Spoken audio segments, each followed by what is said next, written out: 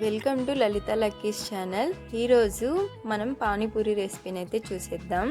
అందుకోసం ఫస్ట్ అయితే స్టవ్ వెలిగించుకొని ప్యాన్ పెట్టుకొని డీప్ ఫ్రైకి కావాల్సినంత ఆయిల్ వేసుకొని హీట్ చేసుకోండి.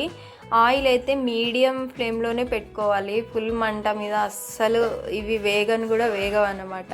సో నేనైతే ఇవి రెడీమేడ్ పూరీలు తీసుకున్నాను కదా, అందులో ఉన్న ఇన్స్ట్రక్షన్స్ అన్నీ ఫాలో అయ్యి చేస్తున్నాను అనమాట. నిజంగానే కొంచెం హీట్ ఎక్కువైనా సరే అవైతే పొంగడం లేదనమాట. సో మీడియం ఫ్లేమ్లో పెట్టుకొని చేసినవి మాత్రమే చాలా మంచిగా అయితే పొంగినాయి.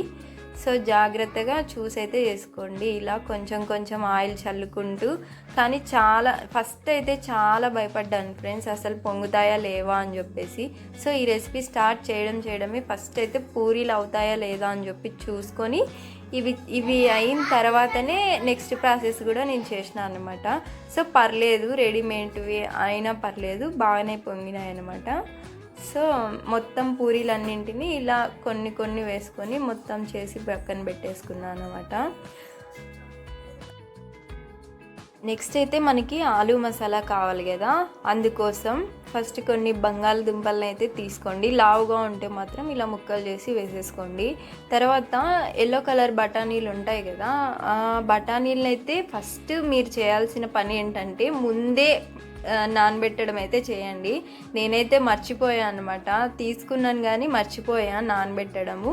సో అది నానబెట్టకపోవడం వల్ల చాలా కష్టమైతే అయ్యిందనమాట. అవి ఉడకడానికి చాలా అంటే చాలా టైం పట్టింది.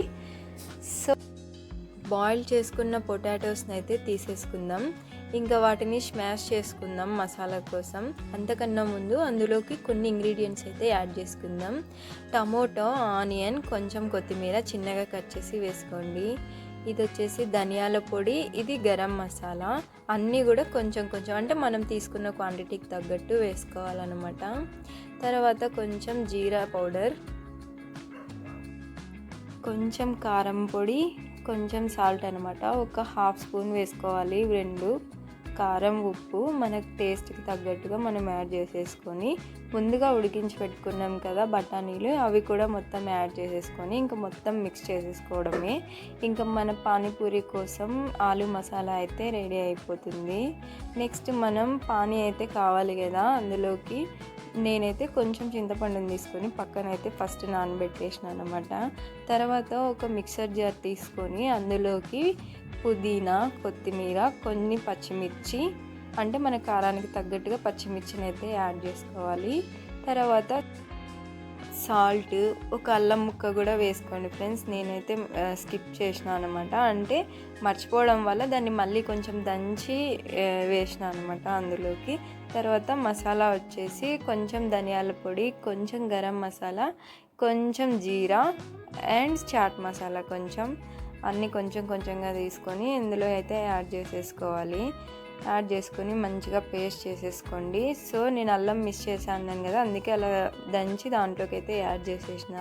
సో తర్వాత చింతపండుని అయితే నానబెట్టుకున్నాం కదా, దాన్నంతా మంచిగా గుజ్జుని అయితే తీసేసుకొని పక్కనకి చింతపండు గుజ్జుని ఈ పేస్ట్ని కలిపేసుకోవాలి బాగా. ఇంకా మనకి కావాల్సినన్ని వాటర్ని అయితే యాడ్ చేసేసుకోవాలి. సో కారం, ఉప్పు చూసుకుంటూ వాటర్ని అయితే యాడ్ చేసుకొని ఇంకొంచెం తర్వాత తీసి పెట్టుకున్న చింతపండు రసాన్ని అందులో యాడ్ చేసుకోవాలి. ఇప్పుడు ఒకసారి పులుపుకి తగ్గట్టుగా ఉప్పు, కారం ఉన్నాయో లేదో ఒకసారి అయితే చెక్ చేసుకోండి. సో నేనైతే ఇందులో కొంచెం సాల్ట్ అయితే తక్కువ అయింది, వాటర్ ఇవన్నీ వేయంగానే. సో ఇంకొంచెం సాల్ట్ వేసిన తర్వాత దీన్నంతా మనం ఫిల్టర్ చేసేసుకోవాలన్నమాట. ఇలా మిరపగింజలు అవన్నీ ఉంటాయి కదా, సో మనం ఫిల్టర్ చేసేసుకుంటే తినేటప్పుడు ఇబ్బంది లేకుండా ఉంటుందన్నమాట. సో ఇంకా మనం మసాలా తర్వాత పానీ అన్నీ రెడీ అయిపోయినాయి కదా, ఇంకా పానీపూరిని ఇంకా మస్తుగా ఎంజాయ్ చేయటమే అనమాట.